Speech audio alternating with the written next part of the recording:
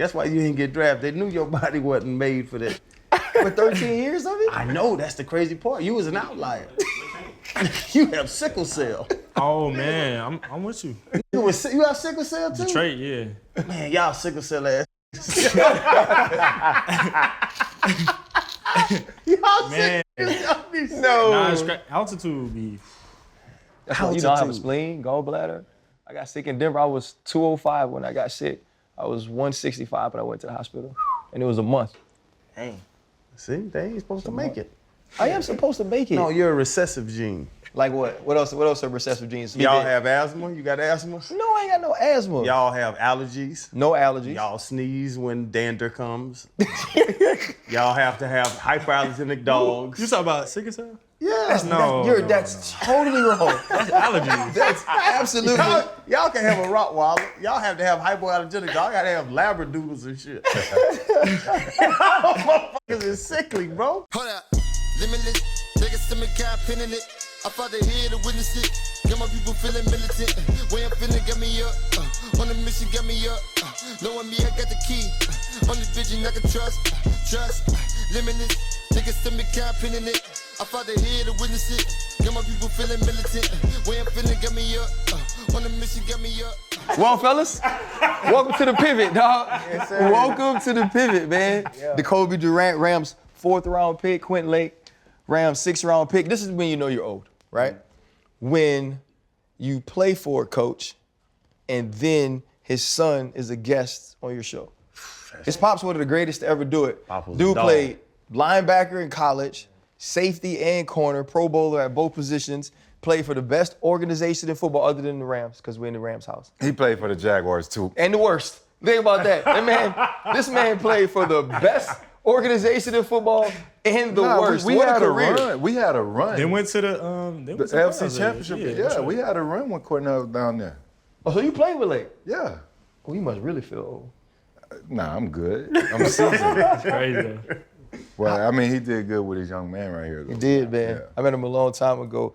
We'll start with you, Decobie, man. What was it like getting that phone call and becoming a Los Angeles Rams, especially after they just won a Super Bowl?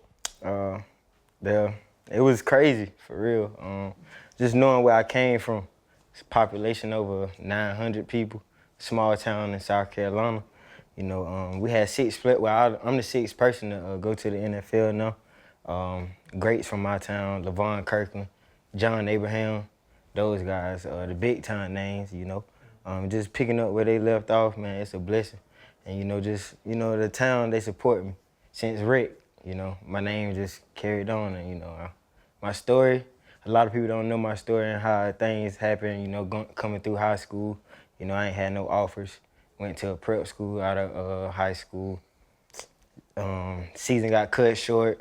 I was back at the crib working at FedEx, not knowing if I'm gonna be in this position I'm in now. So I can't thank nobody but God, because, keeping him on my side and just praying, and, he got me here. You went and got a job. Yeah, man. Went and got a job, man, working at FedEx. My brothers played at South Carolina State. 2 of my brothers, they played at South Carolina State. I knew the coaches there. Called them, I was like, man, I enrolled at State. They was like, we're gonna grade search you 2017, 2018 season. You can come out for spring ball. By like the 3rd week in spring ball, I was a starter. From that point on, I ain't looked back. And what'd you do at FedEx?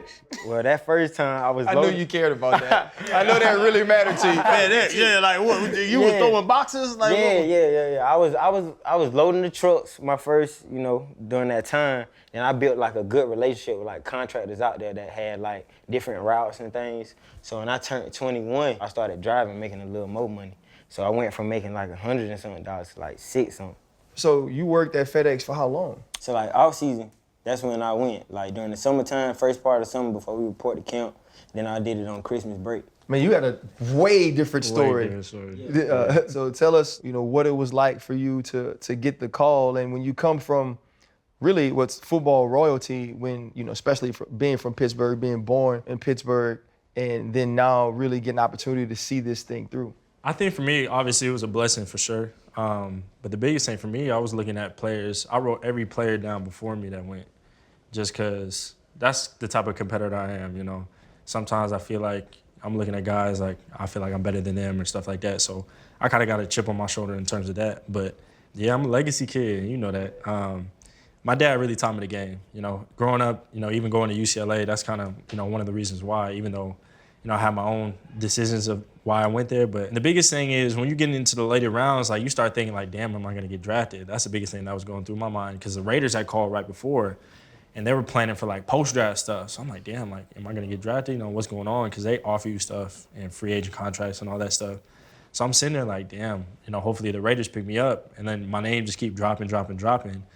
And then all of a sudden, you know, Les Snead called, and I'm like, oh my God, thank God, you know. So getting in that call is definitely a weight off your shoulders. I think that's the biggest thing is, it's not the end, it's the beginning. That's the biggest thing I learned is it's just a start because you really have to make a name for yourself as soon as you get in the building. So Like Decobie, it's one thing to get the call on draft day, but to get the call and know that you're gonna be home. Yeah, What was that experience like? I mean, I had a dream. I didn't tell nobody this. I probably told one person. I had a dream 2 days or a day before that I was going to actually get drafted in the 3rd round by the Rams. Obviously, that didn't happen. But for some reason, it was crazy. I had a dream that I was going to get drafted by the Rams. And being at home is dope because family's real close. They can come to the games. Dad can come to training camp because it's 5 minutes away from my house where we do training camp at. So it's not an unfamiliar environment. That's the biggest thing. So the transition for me has been smooth. So it's been awesome. You know, like we said, we talked about the different stories. Your story is not only unique in the fact that, you know, you went to work and you worked at FedEx, but you also went to South Carolina State where you said your brothers went. And it's a story that you played extremely well against Clemson, and that's kind of what caught the eye of Les Snead and Sean McVay. I think Darius Leonard has a very similar story to you. Playing at a smaller school, playing at an HBCU, when you get those opportunities against the Clemsons or against the Power Fives, do y'all have conversations in the locker room of, okay, if I ball out this game and I play well this game, I know I'm going to be seen? How did you approach every game with the understanding of I have to really be exceptional to get a look at South Carolina State? Yeah, I approach every game like, you know, it's my last game. Scouts was coming every day to see me. So it was just like, you know, I really got to do what I got to do. And, you know, their main concern was not my playing, not, you know, making plays on the field, but it was my size. You know, I'm a little undersized. I'm only like 5'10", only weighing like 170 during the season. I finally picked up weight going into like combine training, got up to like 180, 183. And then, you know, from that point on, you know, things just was working out for me. Start getting a lot of calls, little Zoom calls from scouts. Pretty much, you know, coming from state, man, you just really gotta be like, it's something I went by, you know, I came up with, and, you know, I shared it to the guys. The dog gotta be in you, not on you, so, you know, and that just pretty much speaks for itself. That mean he tougher than you? He tough. Now, the boy's tough now, but yeah, man, like the HBCU thing, I've had a whole thing. It's hard. It's hard to make it from HBCU. Yeah, you're right. It is. It's hard. So you had 2 picks against Clemson, and that's what put you on the map. Yeah. And like RC was just asking, like the thought of I have to be more, work twice as hard to get half of what you need to move. Put in Work a lot hard. of work. Yeah. And going in the later rounds, like RC, he talks about all the time, he didn't get drafted. Freddie was the 1st round, I was the 3rd round, and you was the 4th and the 6th. What does that do to y'all mentally? Knowing that, like you said, you know everybody that went before you. I know every linebacker that went before me. I can name them off. DeMarcus Ware, Lofa Tupu, I can name them, Odell Thurman. Like, I know the same thing. I know every guy that went before me. Yeah. How does that motivate you going that late? Like, y'all had to go to bed. Like, the draft starts, and back in my day, it went through 1 through the 3rd round. So the draft started at noon. I got drafted at 8:30 at night. I was so drunk. Because once I didn't go in the 1st round, I went to drinking. When Nick Saban called me, I couldn't even look at my phone. I didn't know the area code. I was so drunk. 8.5 hours later when I got drafted after the draft started. But y'all had to go to bed. Twice. Wake back up. Twice. Go back to bed. Wake back up. Like, through the draft, I don't think a lot of people understand through the draft process, everybody tells me I hated my draft day. I hated it. Because I knew I was better than them dudes that went before me. I hated my draft day. What was that draft process? How stressful was that draft process? Could y'all sleep those nights? That y'all know you looking at dudes that, I'm better than him. And I got to go back to sleep and wait for somebody to trust me like I trust myself. Like Quentin said, I wrote down all the corners that went before me. But, you know, coming from South Carolina State and just hearing what, you know, the media was saying, I didn't have my mindset on the first 2 days. So, you know, I got good rest. I can't lie, I did. You were sleeping good. Yeah, I was sleeping good. First round, you know, that first day, second day went by, I was like, you know, it's cool, it's cool, you know. When the third day came, I was like, all right. I didn't even think I was gonna go in the fourth round. I thought it was gonna be fifth through the seventh. Yeah. So, you know, that was just really a shocker for me, so, you know. I don't know. I was kind of like I said before, like weight off my shoulders. I mean, like it was disappointing. Like I was nervous from just me being like, I feel like I could have won in the third. I feel like I could win in the fourth. But at the end of the day, you know, you got to get drafted. At least that was my mindset. Like I got to get drafted. Like it didn't matter where I go, 6th, 7th, 5th, 1st, 3rd, didn't matter. Just, you know, get drafted and then do what you've been doing throughout college. That's the biggest thing for me is don't stop now. So when I got that call, I was like, you know, here we go. And then another thing is, you know, hoping the team picks you up based off like being in the best situation possible too. Because you can get picked to a team that, you know, just because, you know, you were probably the best available player, not necessarily fitting their scheme and all that stuff. There's a lot of stuff that goes into it. So when I got the call from the Rams, and they hadn't really talked to me, you know, before, so I was like, damn, like what were they looking at, you know? So when they called me, I was like, you know, this is probably the best situation I could have been in, to be honest, looking back at it now. And your dad being Carnell Lake, who he is, respected, OG, like everybody know who he was. What kind of pressure is that? I say it's less pressure now than it was in college, honestly. Same number? Well, I thought about changing my number too, just because it's a new journey for me. But I was just like, I had to. I ain't had a different number all throughout elementary, college, high school. It's been just because I respect him so much. It's a respect thing at that point, you know. Like I said, he taught me the game. You know, he taught me, you know, cover 2, cover 3, you know, what to look at, how offenses line up and stuff like that. You know, where the offenses like to attack, all that stuff. Like, and coming from him being a coach and a player, it's like, why not use that as a resource? So I don't think the pressure's really on me. Now it's really just up to me to do what I've been doing, do what I can do, all that stuff. So I want to be better than him. You know, I want to win a Super Bowl. He didn't have that chance. So you are competing with him? Yeah, 100%. My goal is, if I win a Super Bowl, I'm gonna brag. I'm gonna go up to him, show him that hard win and stuff like that. Because he went to the Super Bowl when they played the Cowboys.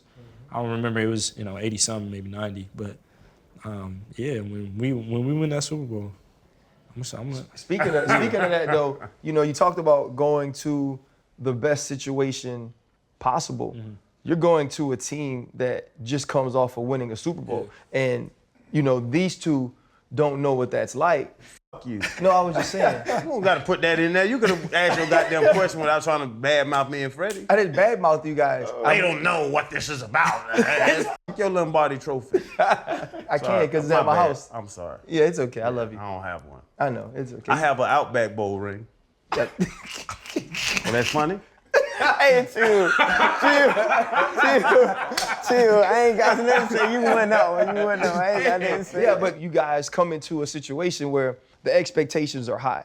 You know, Freddie's gone deep into the playoffs and played extremely well. When you do that, you come back the next year and the people that are around the organization feel like, okay, this is what it's like every single year.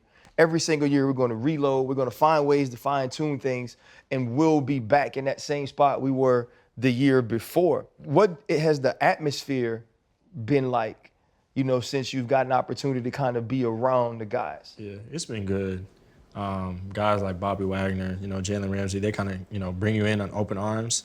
But I think the biggest thing is, at the same time, like, not that they said it, but they hold you to a certain level of accountability, you know, because they've done it. You know, for example, they're, you know, all Pro Bowl athletes, so they know the way. So for us as rookies, obviously it's a great resource, but at the same time, there's not a lot of room for error. I mean, regardless, but really when you're with those guys, there's not a lot of room for error. Specifically for me as a safety, because I'm, you know, trying to get the calls and aligning them and stuff like that. So that's a big responsibility when you got a guy making $100 million to your right and to your left. So, and especially, I mean, you guys know Jalen Ramsey. He's not playing none of that. So, yeah, at the same time, they brought us in with open arms, but at the same time, you got to be, you know, locking it in each and every day. So you kind of feel the same way. I mean, you're out there in the same position. You know, you have opportunities. I mean, just simply looking at the defensive room. You know, you mentioned now, you know, you guys have Bobby Wagner, you have Jalen Ramsey, you have maybe the greatest defensive football player of all time, in Aaron Donald. You know, you got a coach that people deem as a boy genius, and now I guess he's old enough to be a man genius. Yeah. You know what I mean? You got a quarterback comes over, wins the Super Bowl, Cooper Kupp, Triple Crown winner. When you guys look at all of those stars, how do y'all focus on, especially you, Decobie, being from South Carolina State, how do you focus on telling yourself every day, I know I belong, but I also know that people don't believe I do, and I got to show them when you're in the room with stars like that? Just attacking every day 100%.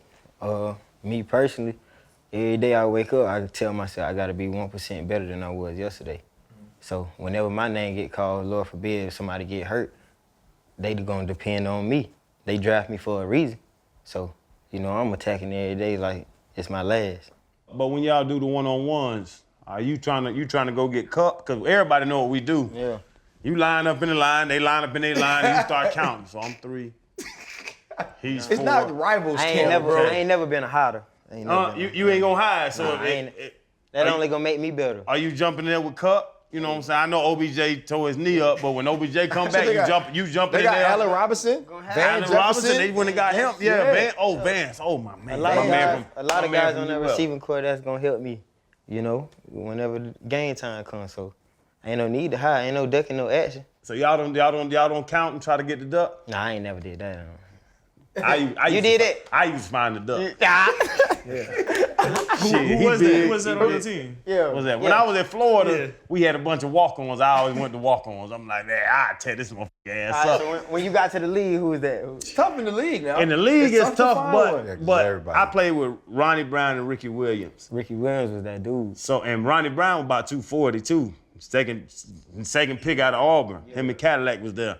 So I would get around them. I put all the little free agents up front, and then I get back to the undrafted free agents. And I would tear up the little white running backs. I choke their ass to death. Cause I ain't need it. But so y'all ain't running from the smoke? Nah, man, you can't, man. That's not how we build. Yeah. It ain't. This generation kind of different, man. Yeah. First off, don't start that. don't y'all start that. This generation kind of different. All y'all music, everybody crying, everybody That's what I'm saying. sad, The generation everybody different. girl done left them. They hurting right now because they can't check their social They media. can't check. Yeah, don't Yeah. y'all do that. This generation different. Y'all worried about likes and y'all worried about likes. Nah, not me. He went to UCLA. He in California, absolutely. He worried about he life. probably got all kind of NIL deals that had to do with. I missed that. Cause it got installed. I only had 3 months of the season, so there wasn't a lot like I could do at least. Like I was doing maybe, hey, post this, you get some free gear, but no, like the big deals that players are getting right now, millions of dollars for playing college football. I wasn't seeing none of that. So my signing bonus, I still remember my signing bonus as an undrafted free agent was $1,000. I think after taxes it was like $683.54. Man. No, you also had one dinner and you. Well, no, I bought me some Steve Maddens, and then I put the rest. And then I Taxes go 10. Yeah, I was in New York. Freddie, he had one dinner and him. He was broke. Anyway, when you look at that now, and obviously, you look at 4th and 6th round, it's not necessarily the money that people say, okay, now I could just go live the rest of my life. But it is an opportunity y'all get to make money playing a game you've loved your entire life, right? That you've done for free because you just wanted to be out there. But that also comes with pressure. One is the pressure and the competition within your own building. And so when y'all approach practice every day, when training camp comes around, like I would always look, and for me, it was plain and simple that today, even though I want you to be great for yourself individually because you're my teammate, you can't beat me, right? If you're a safety, if you're a corner, you're not gonna out-hustle me, you're not gonna run, you're not gonna get to the ball faster than me, you're not gonna run longer than me. Like all those things were important to me. And so now when you're planning and you're thinking about getting to go out and make money doing what you love, what is your approach to make this team say, this is a guy on the last cut day that we got to make sure is on this team? Pretty much, man, building that trust. I want to be able to, come from South Carolina State. I know it's odds all against me, back against the wall. A lot of people got something to say. I ain't play against elite talent, every Saturday. You know what I'm saying? So just pretty much, building that trust with the coaching staff and outside of, the coaching staff, my teammates, trusting that if they throw me out there with Jalen Ramsey, man, I'm at the nickel position, he can trust me. You get every football. Yeah, because I'm a rookie, so of course they're going to target me. So, it's just being ready for me. Yeah, I'll say the same thing. Being ready, but also I knew a big thing coming into this was teams. Special teams is huge, especially as a rookie earning your stripes. So I knew I was like, if I don't get a chance to, be a starter, be a backup, I got to make it on teams. Like, I got to make the 53 because, at the end of the day, like, we all want to play football. We know that. But making the 53, that's the biggest thing. Like, practice squad is cool, but at the end of the day, you want to be making an impact on the football team, whether that's, being a four-core special teams player or, even being a backup and stuff like that. So I knew what my goal was, and I'm taking steps incrementally. I got to make the 53. That's my Y'all Madden guys? I'm not. I play a little bit of Madden. That's too much football for me. So you play with Jalen, Aaron Donald, It's Bobby crazy. Wagner. Now you're in the locker room with them. Yeah. Like, what was that feeling like, that initial It was reaction crazy. to see him in It the was locker room? crazy because me and my roommate, Russ, we was in the room, he was like, man, what if Jalen Ramsey come in tomorrow? I'm like, man, I'm going to go crazy. Like, I'm going to be like, man, what's good? You know what I'm saying? So it's like, we got up, he was in the locker room. I was like, dang, yo, Jalen Ramsey really in the locker room. And like, I didn't even have to go up to him. Like, he came up to me. And that kind of like, made Broke me the feel ice like, a you little know bit, what I'm right. saying? Like, he taking me under his wing. So like, now day by day, man, we going through like walkthroughs. Like, even if he go to corner and then he move to star, I'm walking with him. Like, I'm trying to, learn everything possible. Right. I can say that. Don't be afraid to ask questions. Yeah, I'm asking This hella is questions. asking questions and taking notes business. Got to keep your head in the book. You're here, but you haven't made it. You feel me? And not because you're a fourth rounder or a sixth rounder. I was the 9th pick in my draft, and I always had the I haven't made it mentality. I always wanted to get done, then look back and say, you know what? Damn, I made it. You know what I'm saying? Like, that's the way to look at it. But you're here, which is a good start and a blessing. But be a sponge, absorb everything, and don't ever be afraid to walk in someone's shadow and ask those questions, because it's only gonna make you better and it's gonna make the team better. Right. So take that mentality with you, until you retire and you help the next young guy when they come in. I think that a question that I think has unique answers for everybody. We talked about different journeys, and you say, you worked at FedEx. My second year in the league, I got cut by the Giants. I worked at LSU. When I got the call to go work out for Washington, I just went upstairs and asked Will Muschamp, what was the process to be a graduate assistant? And everybody always talks about the fact that when you do this job, the job has to be the main thing, right? Like you said, that's too much football. I agree, playing Madden was too much football for me, but I was gonna read every single note, every single night, right? I was gonna be in the book every day. But what football taught me was you needed to have a plan B. Do y'all have plan Bs? Yeah. My plan B pretty much like yours. You training DBs. I want to build my own training facility in a nearby area in South Carolina, maybe like Columbia, South Carolina, and just, train DBs and, You already got the in with the FedEx, man. Nah, I You ain't. might well jump back on the truck. Nah, I ain't that's over with. What you I got? think for me, I want to be in front of the camera too, kind of like what you guys are doing. Because I think it's positive for black men to tell their story, which you guys have done a great job as, but also kind of sharing, the behind the scenes of the league. So whether that's a podcast or a sports analyst or a sports broadcaster or something like that, where I could tell my story or I can tell my experiences as a professional athlete in the future and stuff like that. So you guys, all three of you, and everybody else, every other black man that's in front of the camera telling their story, all credit to you. And you're guys I look up to for sure. And I watch your podcast all the time. So Appreciate that. No Hey, doubt, man, no doubt. but what's league minimum now? 700 something? Yes. League minimum Something like 700 that. I think it's like 750. Probably around 400. No. It was not 400, Freddie, because wasn't four? it was 230. It when I was got 237. 300 then. I mean, I didn't make that less type of, I Oh, didn't make Freddie that went, type he of went money, number bro. 9 and he That got all wasn't- that bread. That wasn't in my ballpark. But like being a rookie, and this is for, like you saying, just educating young men that's about to do it, educating young black men, young any color men that's about to get in this league. Do y'all understand the pitfalls? Y'all understand the women? Y'all understand that if you go out there and get y'all a couple interceptions and y'all ride to the club, they gonna know who you are. They're watching you. Like, do y'all take that into account? Your daddy probably done schooled you to it. You're at a different level now. Do y'all young boys understand that? This market though. And I'm talking about LA. And in LA. After a 'Cause Super I was Bowl. in Miami, so it's the same After thing. a Super Bowl. Yeah. Like, I never been on the West Coast. It's my first time here. Like I said, you know, I always been over in South Carolina, in those parts. But, you know, my brother played in the league for like 5 years with the Cowboys. And, you know, he built relationships with, you know, players and stuff. And they just pretty much, I still talk to them to this day. And they just pretty much tell me, nah, man, you got to move different. Like, you got to watch what you doing outside of your crib. You got to watch what you doing on social media. You know, you got to keep a level head. Like, you can't get caught up in the mix. And then a good thing that was on social media the other day, Warren Sapp was giving the little thing about. That was on our show. Yeah. That. The five, yeah. So, Yeah. you know, you gotta move different now. Yeah, it's really about who you surround yourself with, honestly. You know, if you got good people around you, they're probably, you know, giving you good advice and stuff like that. That's one of the reasons why I was okay with staying at home. You know, other players that got different experiences where they got family members and they're dealing with all this and that, you know, at home. But for me, I was like, you know, that's not something I necessarily had to deal with, so I'm fine. And I've seen it all being in LA.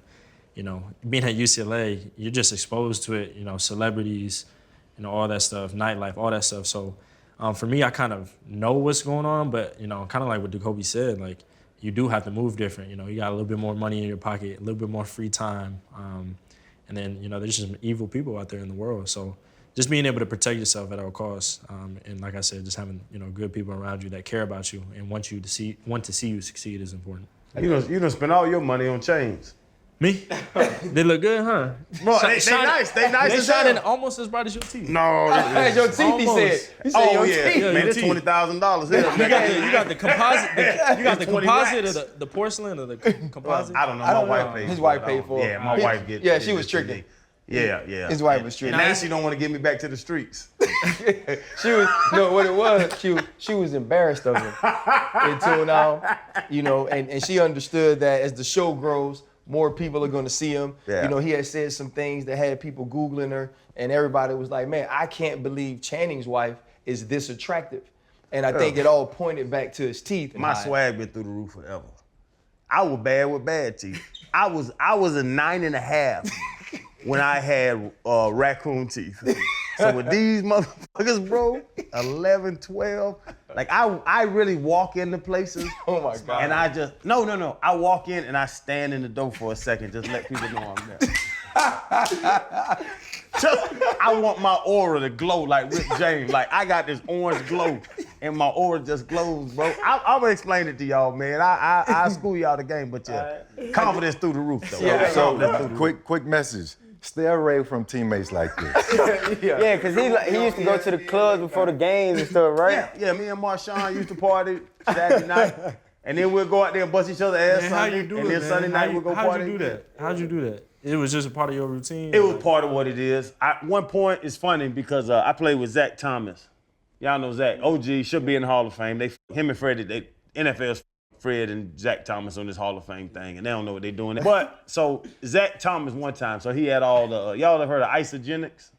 Y'all probably was 4 years old. It was like a slim fast, like shakes and protein shakes and 1 meal a day type thing. So I lost all this weight. So one off season, I got on the Zach Thomas diet, and I did everything Zach did. I got PRP, I got shots in my knees, I got shots in my shoulders.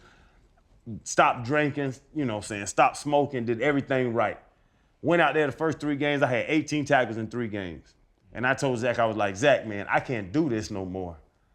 I belong to the streets. So ain't no way. I started partying again and I started balling again. And to Fred's point, y'all need to stay away from guys like me. The new age athlete is not what I did. Yeah. We used to live, that walk in the strip club, hey, it was a place down there called Coco's in Miami, right? Y'all remember the Wildcat, Ronnie Brown, Ricky, the Wildcat offense, that Wildcat stuff? We got to a point where the strippers knew the Wildcat plays.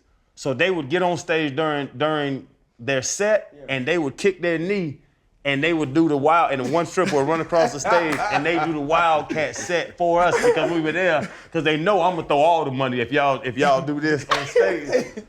But it's changed so much. I've been retired 12 years now. It's changed so much for y'all, really. And I know it's funny, and the stories are silly, and like, you know what I'm saying, but it's the game has changed so much from what we used to do to what the demand with y'all, social media and all that we talk about. So here's what I'll say, man. A locker room is made up of all different types. Even in our locker room, you know, you had Troy Polamalu, who would pray all day. You had Ike Taylor, who lived more like Channing. Like, you had me, right, who was like the old dude that had been married since he was 24. You had PZ. Like, you have all these different people in the locker room. And what I'll tell you, though, man, is like, yeah, don't go do what he does on Saturday, but he's loyal, right?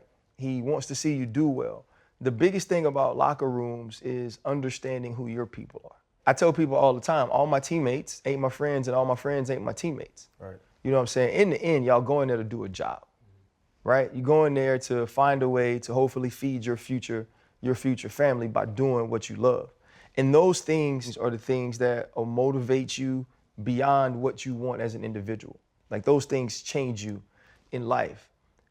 But to be here, to be in LA, to be around, y'all gotta remember, man, every day that you earned it.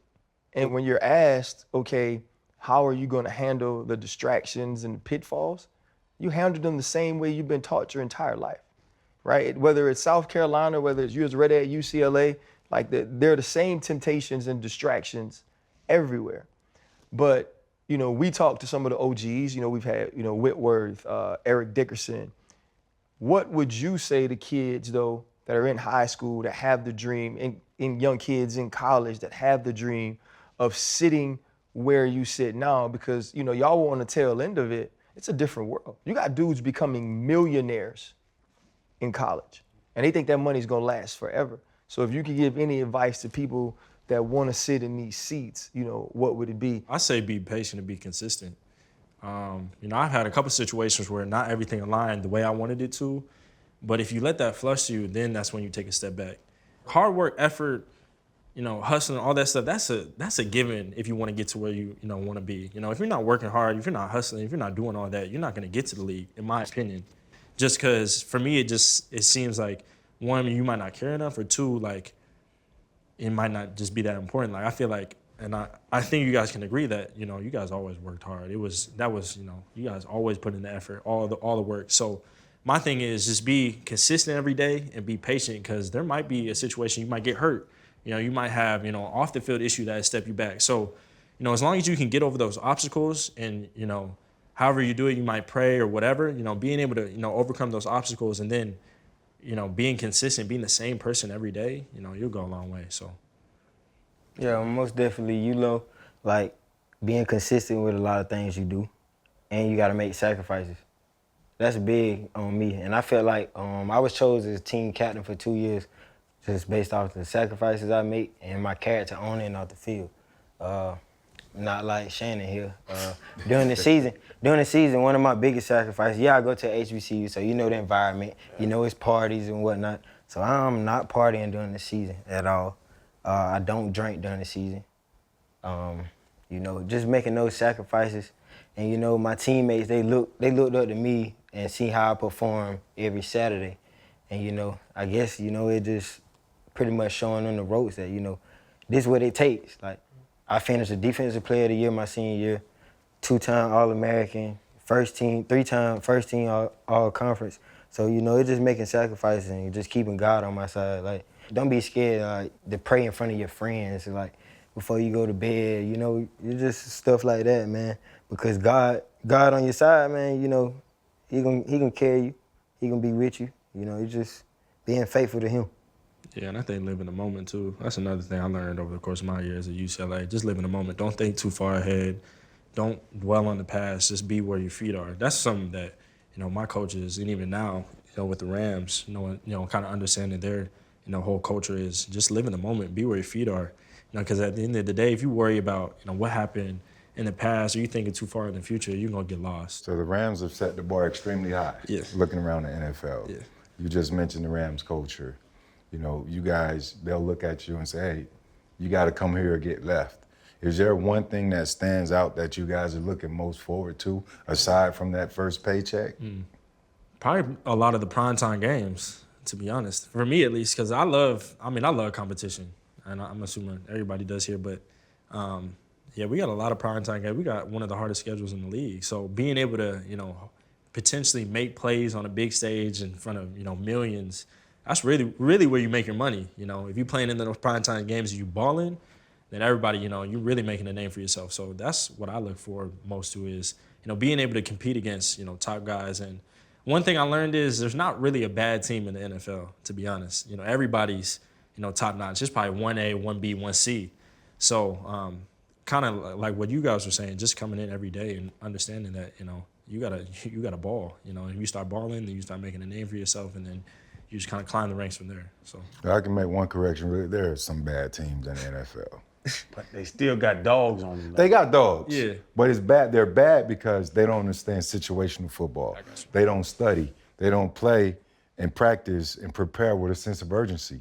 And that's just the culture that spreads within that particular locker room. So that's what makes them bad. The good teams, they assert themselves. They're there on time. They're early. They have routines. The sense of urgency, everything that you guys have spoke of, it's top down from the front office to the coaches, and it trickles down to the players.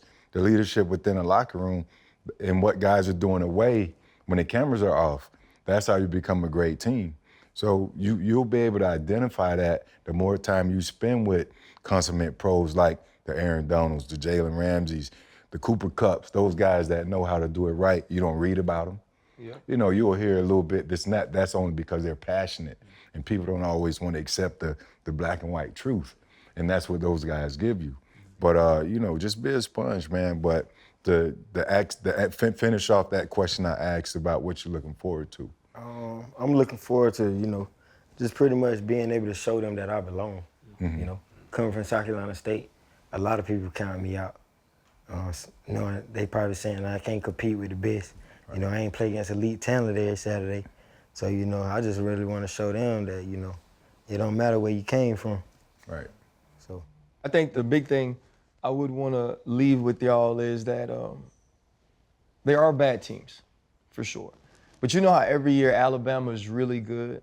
They'll say something like, if Alabama plays Jacksonville, Jaguars, Cleveland, or wherever it is, they'd beat them. That's an absolute lie. And here's why. There are pros on college football teams. Everybody on NFL football team is a pro. And that's the one thing. If you line up at gunner, the dude across from you, he might be a special teamer, but he's a pro. If you're at PP, if you're starting at safety, if you're starting at corner. And the thing about being a pro is everybody's paid to do that job, and they also know you're trying to stop them from getting paid. So, man, we appreciate y'all coming on the show, bro. It was fun to meet you both. Channing was extremely nice to you, Decobie, for some reason. He country is all get up, yeah. Like, I love it, yeah. Yeah. Y'all, listen, y'all don't put y'all residency in the streets. Yeah. It's a bad life. Oh. It's a fun life, but it's a bad life. don't live the life he was living. Yeah. Don't do what I did. Real talk, man. I played 6 years. I could have played 10. Yeah. But it'll cut your career in half if the streets take over. Most definitely. Yeah. So we appreciate y'all boys, though. Yes, man. sir. Appreciate y'all. Good luck, guys. Yes, sir. For sure. So I thought they was gonna bring the food on the show. Yeah, well, go on, give us the food then. So what's up, fellas? Just wanted to bless the scene real quick with some fresh food for you guys. Oh. Yeah. This what the Rams There are a doing, few man? plates going around. I was starving too. Yes, sir. I smelled the grill. Somebody was cooking on the grill So earlier. actually, we got a nice vegetarian menu for you today. Spinach and feta empanadas. Mm-hmm. We got a nice pesto potato salad, and that's served with some heirloom tomatoes. A nice basil pesto in there as well. Fresh summer pasta salad, something to really explode and talk about LA with. And then we've also got our potato croquette with a smoked fig and tomato chutney on top, because what goes into your body is all about performance and how you're gonna come out. So We appreciate you, Chef. Thank you. For Yeah. sure. Man. This motherfucker from South Carolina, he didn't know what chutney is. I don't know what none of this is. None of this is. He gonna call his mom right now. I'm eating chutney. For real. It's fine.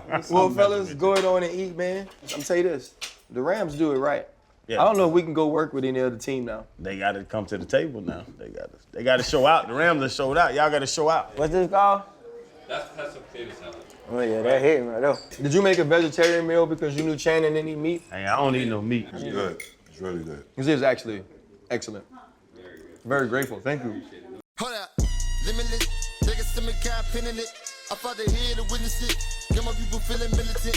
Way I'm feeling, got me up. On the mission, got me up. Knowing me, I got the key. Only vision I can trust. Limitless. Take a stomach, got a pin in it. I fought the head to witness it. Got my people feeling militant.